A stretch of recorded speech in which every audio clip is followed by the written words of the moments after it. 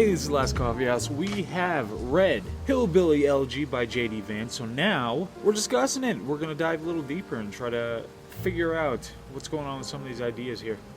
Now, in the discussion, we're not just discussing the book, the particulars of the book, but we're trying to go into the concepts that are introduced here and iron some stuff out. So the first thing I wanted to talk about was, I really like Christmas carols. Have you guys been listening to these things? I've just been popping them on. They've been so enjoyable. There's some, I just find myself singing a few of them. What's the one with the chestnuts roasting on things? That one, when it starts up, I just feel so happy. Even when I just think of the beginning. What am I talking about? So we're talking about Hillbilly Elegy. So, one of the issues that he brought up was about the cause. Obviously, the cause of the Appalachian inhabitants having so many issues. And a lot of the issues he talked about, drug use and poverty and making bad decisions, bad choices. This is something that he emphasized in the book, was that a lot of people made really bad choices. And he tried to hone in on what the actual causes were to these things. Obviously, it's an extremely complex, it's kind of the question when it comes to we higher primates, is what's the balance of genetic characteristics versus what we can learn or unlearn? And that's a fascinating question to me, and that's kind of the backbone of every interest that I have in memetics, in trying to quantify exactly how much influence a given meme has on a person.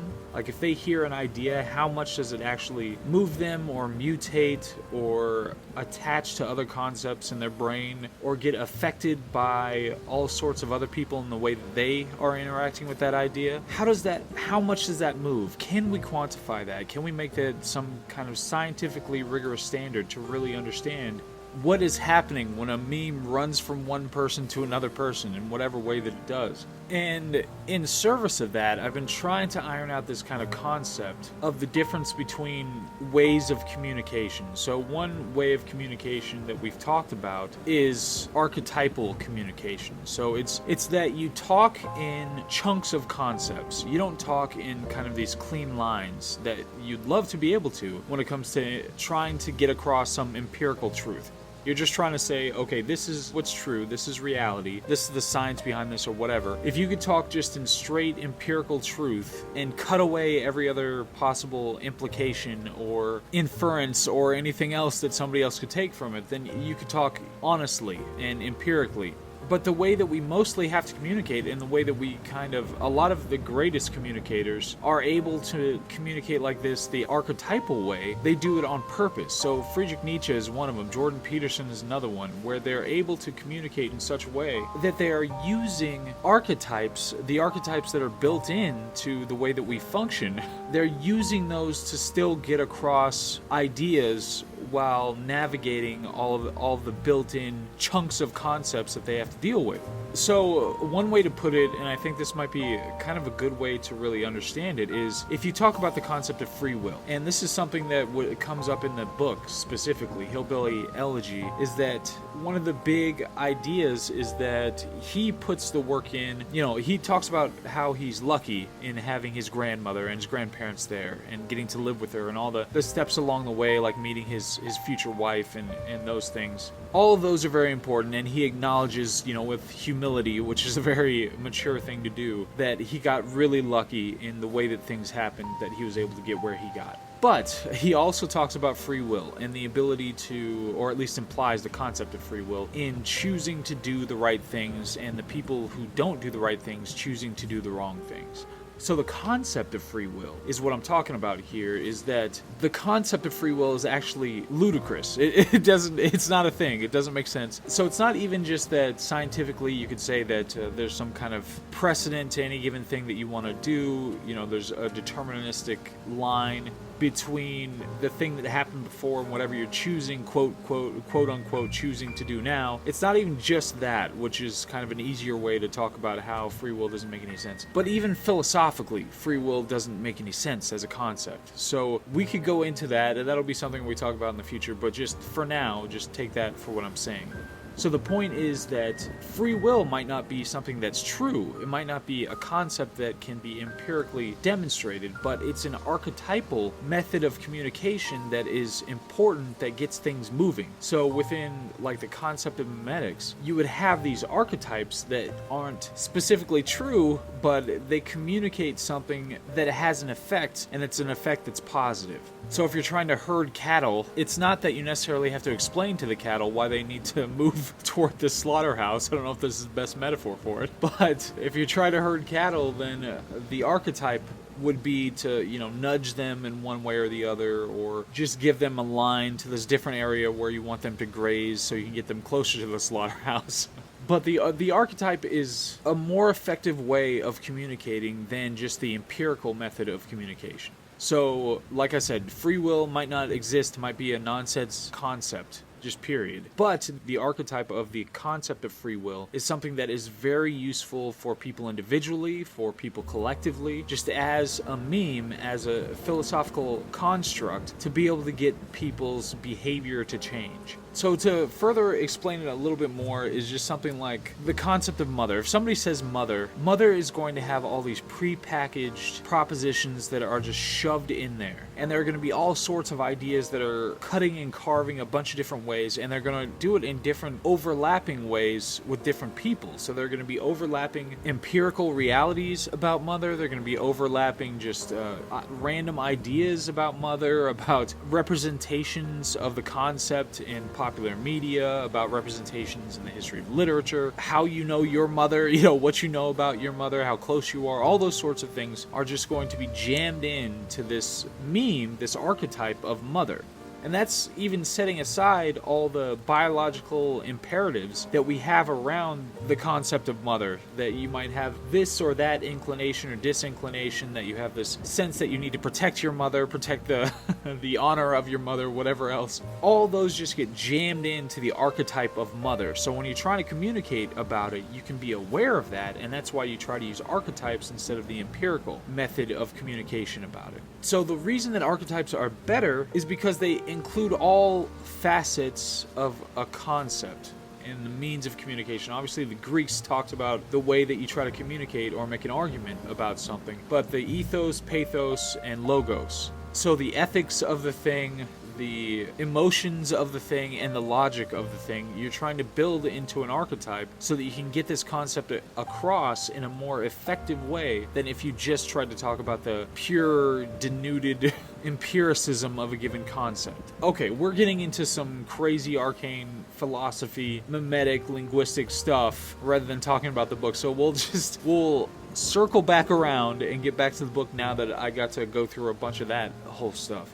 I love talking about it. I want to get a pure concept down that we could try to figure out how to quantify the memetics in this area. I think this is the frontier of being able to understand the way that people learn, come to learn, and make decisions, make bad decisions, make good decisions, all that stuff. I think this is kind of the frontier of being able to understand this, and we can get the whole discipline of psychology through its Copernican moment. So it can be something that has more rigorous standards, and we can really nail down what people are and why they do what they do. So to get back to the book, I mean, in the book, obviously, J.D. Vance's mother had a whole bunch of complexities related to her that were emblematic of all of the issues that surrounded this Appalachian community, the hill people.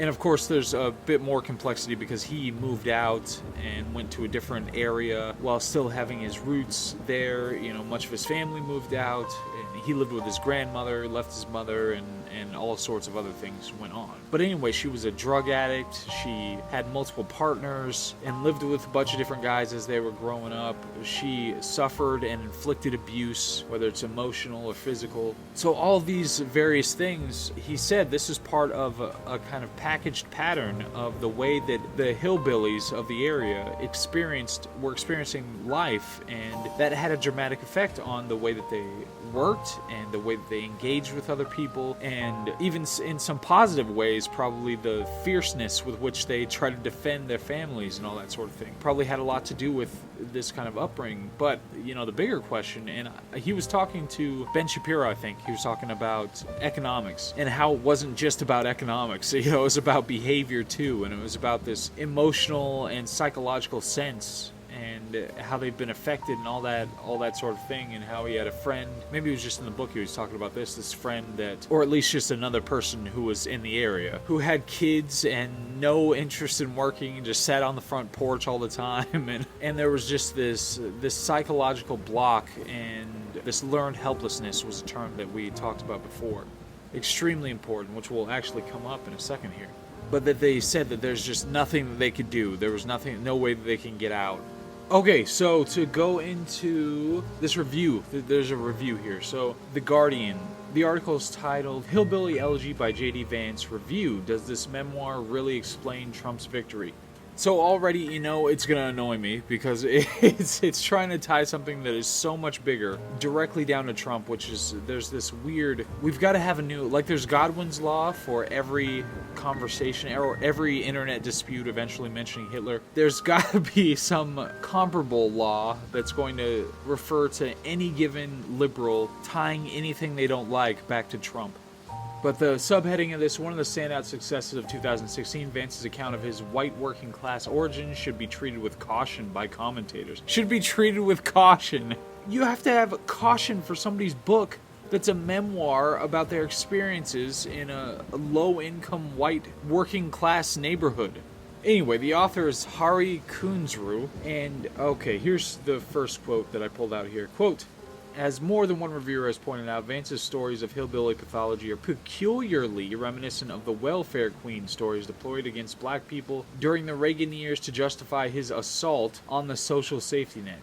He is comfortable with the explanation of white pathology that rely on psychology and culture, but not on structural economic inequality, end quote. This is another thing where you just get to use the word structural in anything, and it's supposed to just establish your concept just like that. You don't have to explain anything else. It's just structural.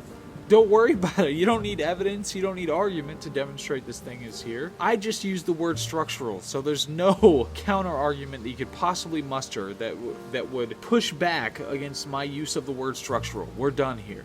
The author has a problem with the fact of explaining these issues with psychology and culture. That's a problem. Psychology and culture, the culture is in scare quotes in this quote, where the author says it should have been explained using structural economic inequality. That's the real question. Now, obviously, something we've probably talked about at some point, it's unbelievably patronizing to completely deny the agency of the people that you're talking about. Just to say that, okay, anybody who happens to be poor, they don't have any choices that they can make. That is exactly what learned helplessness is to say, you can't make any choices. You're too weak. You're too pathetic. You're part of a structure that doesn't give you an option to be able to do anything else. And of course, the author has to tie it in. Even though we're talking about poor white people here, the author has to tie it into some kind of a race-related thing. It's like, it's like the welfare queens against black people during the Reagan years. Again, obviously, if you want to talk about these concepts honestly as an adult, instead of just running down these incredibly stupid means of, well, I use the word structural, so I guess I must be right. The problem here is that even when you're talking about welfare during the Reagan years, or you're talking about Appalachian communities of white people today, the complete and utter denial of treating these people as individuals who get to make decisions, who get to try to do better for themselves, or have the opportunity of doing so, is unbelievably patronizing, and it's actually incredibly destructive of the community that you're trying to pretend to advocate for. You have to inculcate an idea of work hard, do your best, whatever impediments that you happen to run into, get over those, hop over them, crawl over them, push through them, break through them, whatever you have to do, get somewhere.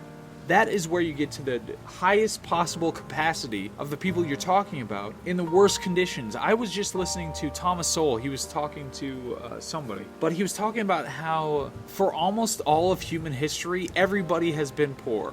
So it's not some kind of miracle that there are poor people today. What is miraculous is that there aren't poor people, that some people got out of it. That should be the question. That should be what you're looking at is, okay, how did the people who are no longer in that poverty, how'd they get out of it? Because the status quo should be everybody is poor.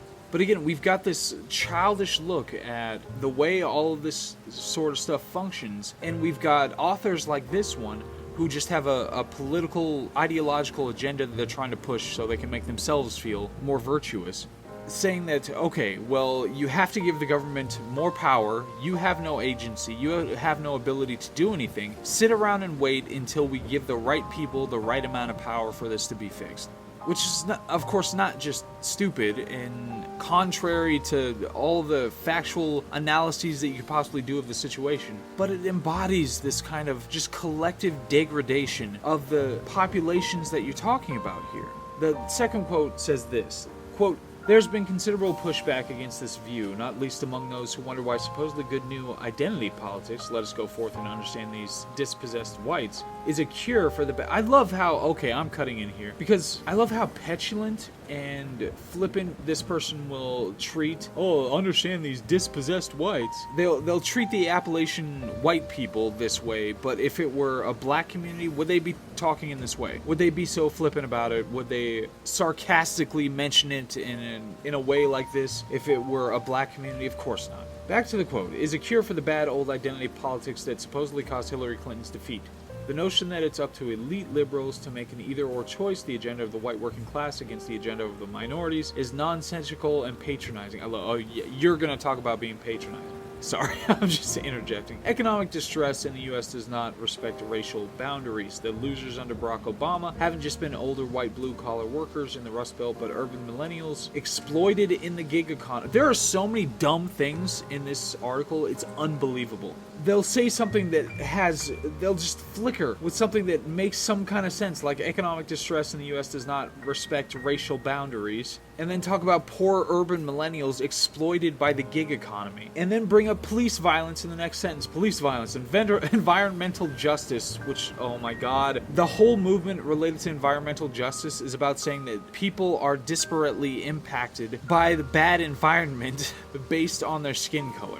And access to healthcare have little to do with pronouns. Readers looking to understand the class fault lines within white America will be enlightened by Vance's narrative of class mobility, but as a guide to the new political terrain, Hillbilly Elegy is uneven and frustratingly silent about the writer's real commitments. End quote. I mean, this is one of those things where somebody writes a whole bunch of stuff and does nothing to contribute to the discussion whatsoever, and does everything they can to obscure it and make it much worse. So many dumb things just in that little chunk. And I mean, obviously we've talked about police violence and how it's ridiculous. It's not just ridiculous, it's pure insanity to talk about it as some kind of an epidemic that needs to be addressed, the police violence right now. It's ludicrous. Look at the numbers. And the fact that the gig economy, I mean, look at this just gish gallop of random things that's just being tossed out there.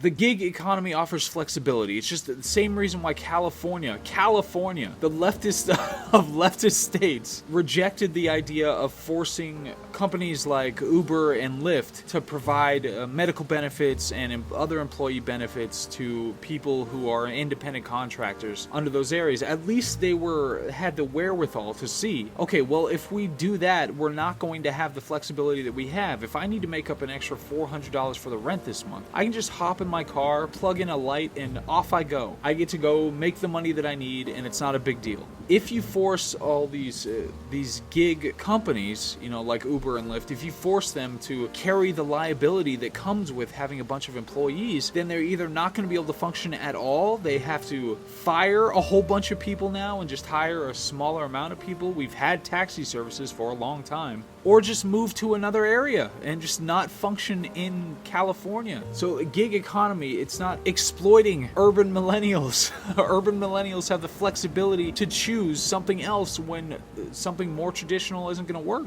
Flexibility is an excellent thing in the economy, in the gig economy. Being able to choose something that's going to fit your particular requirements and lifestyle is extremely important. And the people who pretend to be helping, like this idiot writer and idiot politicians, they're doing so much damage to the people that they're pretending to help, because it's not really about results. It's really about just getting the virtue points right now when they're saying the thing that they're saying. So obviously the thing that they have a problem with, and the big shift because Donald Trump won, is the whole idea of the American dream of being able to pull yourself up by your own bootstraps. They have a problem with that because it cuts against the need of the government to have enough power and money to step in to be able to do those things. And whether this particular writer realizes it or not, it's a broad advocacy for the kinds of government power that gets misused once it's acquired. And not only that, but it will severely damage the people that it's pretending to help. But this review, quote unquote, is just a trash ideological takedown. It doesn't have any interest in what's actually true or what's actually best for anybody.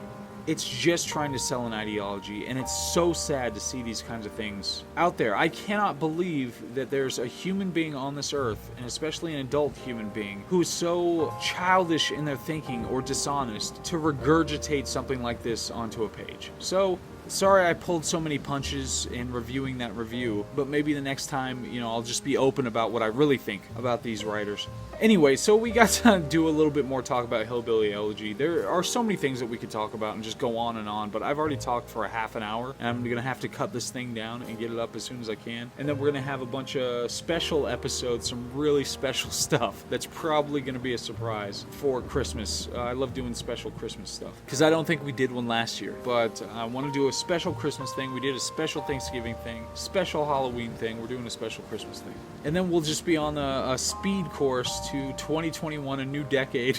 A brand new decade after the worst year of all time. I know some people have been pushing back on the whole worst year of all time moniker. However, let me riposte, because I think it revealed in the most powerful Western country, what is supposed to be the most free country in the world, it revealed all the worst things I have ever seen about a country that's supposed to be a mature democracy. I cannot believe what the media and what the political party, at least one of the political parties, and joined by a lot of the members of the other political party, are willing to do in contravention of the freedom that we're all supposed to enjoy. There are no more kind of understandings, there's no more of that background. Okay, yes, we're in a fight here, yes, it's a competition, we're trying to win, but we still respect the institutions of our great country. There's no more of that. This is the worst year of all time because we got to see what happens when the worst of us get the most influence. And so I'm going to respectfully disagree with a lot of people who are saying that the Black Plague or just any year a few thousand years ago or anything like that were the worst years of all time, or when there was like a genocide on or something like that. I think there's something more deeply concerning going on in 2020 than there ever has in a country that's supposed to be civilized, in a world that's supposed to have reached a level of civilization that we don't have to worry about this kind of stuff anymore. So anyway, I'm glad we got to talk about a Hillbilly Elegy, and I'm glad we got to talk about some other stuff. And I will see you on the Christmas deal. I got some more books that I'm working on, some long ones that are going to be a lot of fun. But I hope all is well. I'll see you on the next one. All right, bye.